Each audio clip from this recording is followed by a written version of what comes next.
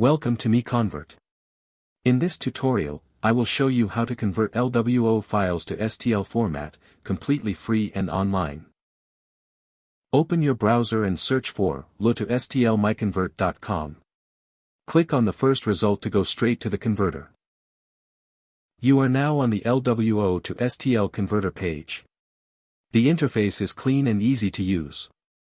Let's upload a file. Click the Choose File button. A file picker will open.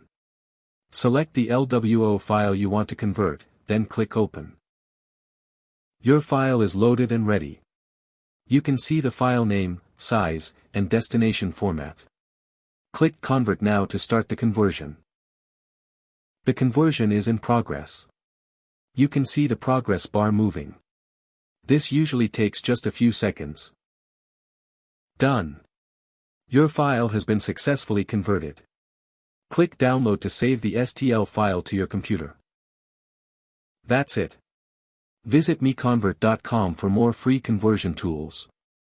Subscribe for more tutorials. Thanks for watching.